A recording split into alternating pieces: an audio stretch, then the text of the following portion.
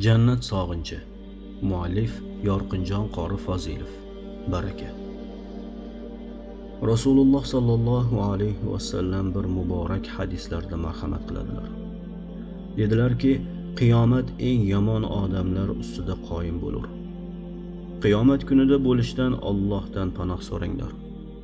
Aytiladiki, qiyomat kuniga oz muddat qolganida Alloh taolo bir mayin shaboda yuboradi. Shu shaboda mo'min kishiga tegishi bilan u osongina jon taslim qiladi. Shunday qilib mo'minlarni saralab qo'yib, qiyomatga yarasha yomon odamlar qolgandan keyin qiyomat qoyim bo'ladi. Hozirgi zamon ulamolari debdilarki, shu yuqorida sanalgan 10 ta narsadan oxirgi ikkitasigina, ya'ni Qur'on bilan iymon qolgan. Xo'sh, endi shu 10 ta narsaning birinchisi bo'lmish barakaga to'xtasak-da va uni zamonamizdagi holatlarga qiyoslasak. Baraka o'zi nima? U bir narsaning ko'payishi desak, shu bilan birga bir narsaning manfaatli bo'lishi hamdir. Uning qo'shilayotgani ham olinayotgani ham sezilmaydi. Bu faqat oxir oqibatida bilinadi, chunki u ma'naviyatga taalluqlidir. Insonlar hozirda u bilan hisoblashmay qo'ydilar. Go'yoki baraka kerakmas narsaga o'xshab qoldi. Masalan, vaqt barakasini olsak. Hozirgi zamon ulamolari aytibdilarki, hozirgi bir yildan 4 oyning barakasi ketibdi. Haqiqatda, biror odamning vafotini eslab 7-8 oy bo'lib qoldimi desak, yaqinda 1 yil bo'ldi-ku deydilar. Oxir zamon alomatlaridan yana biri yillar oylar kabi, oylar haftalar kabi, haftalar kunlar kabi bo'lib qoladi deyiladi. Hozirgi zamonamizda biz Alloh taoloning ne'matlariga ko'milgan holda hayot kechirmoqdamiz. Biror manzilni ko'zlasak, ostimizda sayyoralar shay. Bir zumda yetib boramiz yoki biror uzoqroq shaharni iroda qilsak, ostimizda samolyotlar. Yanada tezroq yetib boramiz. Bulardan da tezroq dastyorimiz bo'lmish qo'l telefonimiz bor. Qancha olis bo'lmasin, muammolarimiz bir zumda hal bo'ladi. Qarangki, hojatlarimiz naqadar zudlik bilan hal bo'lishiga qaramay, ulgurmay qolyapmiz. Kim bilan so'zlashmang, hammada shu hasrat, ya'ni ulgurmayotganligidan arz qiladi. Nima uchun shunday? Chunki vaqtimizda baraka yo'q. Avvalgilarga nazar solsak, ularda bu sharoit, ya'ni Alloh taoloning bu ne'matlari bo'lmagan, lekin hayotda vaqtlaridan bizdan ko'ra unumli foydalanishganlar. Misol uchun, Abu Yusufni eslasak, biz uchun hech qanday muammo sanalmaydigan, balki isrof bo'layotgan ruchka, qalam va qog'ozlar ular uchun juda katta muammo bo'lgan. Abu Yusufning qalami ko'mir, qog'ozi esa hayvonlarning kurak suyagi bo'lgan. Ovqati oshxonalardan chiqqan sabzavotlarning po'chog'i-yu yashash joyi ochiq qabrlar bo'lgan. Shunday sharoitda qozil quzzot darajasiga yetib borgan. Ayrim ulamolar esa 400-500 lab kitob yozganlari haqida ma'lumotlar bor. Hazrati Tahonoviy 80 yil umr ko'ribdi. Shu qadar barakali umr ko'ribdiki, 1,5 mingta kitob yozishga muyassar bo'libdi. Kitob yozish bu kitob o'qish emas. Kitob yozgan odam har bir so'zini o'ylab va tanlab yozadi. O'qigan odamchi shundaygina o'qib qo'yadi. Xo'p, shundaygina o'qib qo'yish oson bo'lsa, biz umrimiz davomida nechta kitobni o'qib tugatganmiz? Agar o'qigan kitoblarimizni sanasak, barmog'imiz ham oshib qoladi. Ya'ni ulgurmayapmiz. Chunki vaqtimizda baraka yo'q. Tirikchilik, ya'ni moddiy mablag' masalasida ham shu narsalar kuzatiladi. Insonlar o'zlari ham baraka bilan hisoblashmay qo'ydilar. Nimani qo'lga kiritsam shu meniki va nima cho'ntakka tushsa shu kifoya deb tushunadigan bo'lib qoldilar. Ko'p topyaptilar-u, lekin qayerga sarf qilib qo'yganliklarini sezmay qolyaptilar. Avvalgi odamlarga nazar solsak, oilada 10-15 talab farzandi bo'lgan. Shunday katta oilani yolg'iz otasi tebratgan, qolganlar hammasi uyda o'tirgan. Ota agar duradgor bo'lsa bitta tesha bilan, dehqon bo'lsa bitta ketmon bilan oilani boqqan. Hamma farzandlarini uylab joylagan ham yolg'iz ota bo'lgan. Hozirda bizning davrimizda-chi? Qaysi oilaga qarasangiz 3 yoki 4 farzandi bor xolos. Ya'ni oilalar unchalik katta emas, lekin hamma ishlaydi, hatto ayollar ham. Farzandi maktabdan bo'shagach, ya'ni tushdan keyin bo'sh yuradimi deb uni ham biror ishga joylab qo'yishga urinmoqdalar. Shunday qilib hamma tirikchilik bilan ovora, lekin hammada yetishmayotganlikdan hasrat.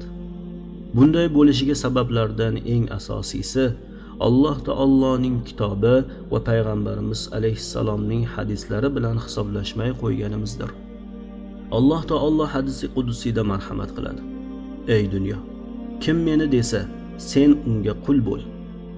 Kim seni desa, uni sen qul qilib ol. Alloh taoloning qonuni o'zgarmasdir. Kimki dunyoni tanlabdimi, demak u dunyoga qullikni tanlabdi. O'zi sezmagan holda o'zini o'tga va cho'qqa urib, kecha-yu kunduz yugurib yeladi. Lekin Alloh taoloning taqdiridagi rizqni oladi. Rasululloh sallallohu alayhi vasallam dedilar: yolg'onda baraka bo'lmaydi. Bozorlarimizda ham barakaning yo'qligi savdogarlarning yolg'onchiligi-yu tarozilarning noto'g'riligidir. Insonlar Alloh taoloning roziligi bilan hisoblashmay qo'ydilar. Nimani qo'lga kiritsalar, shu kifoya deb tushunadigan bo'lib qoldilar. Qaysi narsaga qaramang, baraka ketganini ko'rasiz. Hatto ko'zimizdan ham baraka ketgan. Kitob o'qimoqchi bo'lsak, biroz o'qiganimizdan so'ng ko'zlarimiz darhol toliqa boshlaydi. Agar majburlab yana biroz o'qiydigan bo'lsak, ko'zlarimizni uyqu bosadi. Bunga sabab nima? Sababi Alloh taolo bergan bu ko'z ne'matining shukronasini ado qilish o'rniga biz uni, ya'ni ko'zimizning nurini Alloh taolo qarashni harom qilgan joylarga sarf qilayotganimiz uchundir. Nomahramlarga boqmoq, avratlarga qaramoq va shunga o'xshash haromlarga sarf qilmoq eng asosiy sabablardan ekan.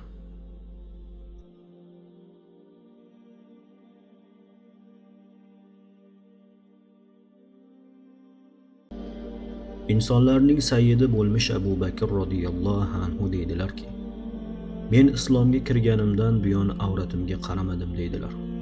Hatto o'zining avratiga qarashdan taqvo qilgan ekanlar. Bizning ko'zlarimizchi bir kunda qancha begonalarning avratlariga tushadi. Bu hayoti dunyoda nimaniki o'z o'rniga sarf qilinmasa, undan ko'zlangan foyda olinmaydi.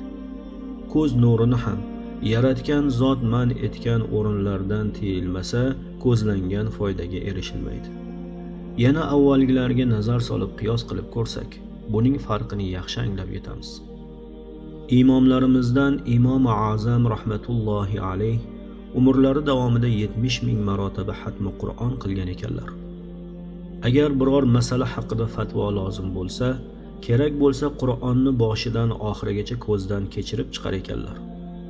Nima uchun ularning uyqulari kelmagan, ko'zlari toliqmagan? Chunki ko'zlarining nurlarini Alloh taolo rozi bo'ladigan o'rinlarga sarflaganlar. Shuning uchun ularning ko'zlarida ham baraka bo'lgan. E'tibor qilsak, so'zlarimizda ham baraka yo'q. Chunki bu so'zlarga ko'p yolg'on aralashadi. Farzandlarimiz endi aqllarini tanib qolganda, agar biz ko'chaga chiqib ketayotganda ergashsa, uni uyda qoldirish uchun bir narsalarni olib kelaman deb unga va'da qildik-ku, lekin olib kelmadik. Biroz ulg'aygach, bizni birortasi chaqirib kelsa, meni yo'q deb qo'ygin deb yolg'onga o'rgatdik. Yoki qo'shni biror buyum so'rasa, qizg'onib uni ham yo'q deb qo'y deb o'rgatdik. Oxir oqibat shu farzandimizning o'ziga ham so'zimizning ta'siri bo'lmay qoldi. Yoki ayollarimizga bergan va'dalarimizni bajarmaganimiz sababli so'zimiz o'tmay qoldi. Buning hammasining sababi yolg'on aralashganidandir. Payg'ambarimiz sollallohu alayhi vasallam yolg'onda baraka yo'qdir deganlar-ku. O'zimiz amal qilmasak, o'zgalarga so'zimizning ta'siri qanday ham bo'lsin. Imom Azam rahmatullohi alayhning oldilariga bir qul kelib, iltimos, juma kungi mav'izangizda qul ozod qilishning ajr va savobi ko'pligi haqida so'zlasangiz. Ajab emas, hojam meni ozod qilib yuborsa dedi. Imom Azam rahmatullohi alayh xo'p dedilar-da. Lekin bir juma o'tkazib, undan keyingi jumada shu haqida mav'iza qildilar va qulni hojasi ozod qilib yubordi. Ozod bo'lgan qul kelib, Imom Azam rahmatullohi alayhga minnatdorlik bildiradi va so'raydi: Nima uchun bir juma o'tkazib so'ng bu haqida mav'iza qildingiz? Shunda Imom Azam rahmatullohi alayhi aytdilarki, mana shu o'tkazib yuborgan haftamda o'zim bir qul ozod qildim va shundan so'ng mav'izada shu haqida so'zladim. Shuning uchun hojanga so'zimning ta'siri bo'ldi deb o'ylayman. E'tibor qilsak, aqllarimizdan ham baraka qochgan. Agar biror narsani yodlamoqchi bo'lsak, juda qiyin yodlaymiz. Agar zo'rlab yodlasak, tez unutamiz. Buning sababi hadisga binoandir. Ali radhiyallohu anhu dan rivoyat qilinadi. Rasululloh sallallohu alayhi vasallam dedilar: Kimki bir gunoh ishni sodir etsa, uning aqlidan bir parchasi uchib ketadi va to qiyomat u qaytib kelmaydi. Demak, biz gunoh ishlarni ham ko'p sodir etyapmiz, lekin aqlimiz ozayib borayotganidan bexabarmiz. O'zimizga aqlimiz to'la turgandek go'yo. Bir shoirning bayti bor: Hech kim o'z aqlidan nolimas, bu hamma aqlli degani emas. Ya'ni hech kim o'z aqlidan nolimaydi, garchi u oz bo'lsa ham. Ulamolar inson miyasini 3 qismga bo'ladilar. Miyaning old tarafi hayol qilish o'rni, o'rta qismi esa fikr yuritish o'rni va orqa qismi esa xotira, ya'ni ma'lumotlarni saqlovchi arxiv ekan. Inson nimani o'zi uchun zarur deb bilsa, o'sha narsani miyasining old tarafiga joylashtirib olar va o'sha narsa haqida doim xayol surib turar ekan. O'rta miya bilan fikr yurgizib, zarur bo'lganini miyaning old tarafiga joylashtirib olar ekan va zarur emas deb hisoblagan narsasini esa orqa miyasiga, ya'ni arxivga o'tkazib yuborar ekan. Ya'ni dunyo ishlarini zarur deb bilgan odam dunyo haqidagi o'y-fikrlarini miyasining old tarafiga joylashtirib olib va doim dunyo haqida xayol surib turar ekan. Buning misoli, bir kimsaga qarz bersa, shu odamni tez-tez eslab, u haqida xayol surib turadi. Qarz olgan odamchi, qarzini qaytarishni unchalik zarur deb bilmasa, miyasining orqa tarafiga o'tkazib yuboradi, ya'ni arxivga joylab qo'yadi. Chunki qarz olganga buni tez-tez eslash zarur emas. Bu holat aksariyat kimsalarda uchraydi. Ko'pchiligimiz hozirda miyamizni dunyo g'ami bilan band qilib olganmiz va biz uchun eng zarur narsa shu deb tushunib qolganmiz. Shuning uchun namoz o'qiyotgan paytimizda ham dunyo haqida xayol surib turamiz va Qur'on yodlayotgan vaqtimizda ham xayolimiz dunyoga burilib ketadi-da. Na namozimizda xushu va na Qur'on yodlashimizda baraka bo'ladi. Aqlimizning barakasizligi ham shundadir, vallohu a'lam. Yana avvalgilarga nazar solsak, ularning eng birinchi maqsadlari Alloh taoloning roziligini topish bo'lgan. Hazrati Umar radhiyallohu anhu bir qishloqqa borib kelish uchun bir odamdan eshagini ijaraga oladi. Eshakni minib ketayotib qamchisini tushirib qo'yganini bilib qoladi. O'sha yerga eshakni bog'lab, o'zi piyoda orqaga qamchisini izlab ketadi. Buni ko'rgan odamlar Hazrati Umar radhiyallohu anhuga: "Ey Umar, yoningda eshak turgan bo'lsa, nega uni minmay ortingga piyoda ketyapsan?" dedilar. Hazrati Umar radhiyallohu anhu: "Men u eshakni faqat qishloqqa borib kelish uchungina gaplashgan edim. U yoq bu yoqqa ortiqcha mingani egasi bilan kelishmagan edik." Qarang, ular Alloh taoloning roziligini hamma narsadan ustun qo'yganlar. Agarda biroz ortiqcha minib qo'ysa, meni ortiqcha minib qo'ydi degani eshakning tili yo'q edi. Yoki avtomobilda bo'lgani kabi uning qancha yurganini bildirib turadigan asbobi ham yo'q edi. Shu kabi barcha amallarida Alloh taoloning rizoligini oliy maqsad qilib olganliklari sababli Alloh taolo ularning barcha narsalariga baraka ato qilgan.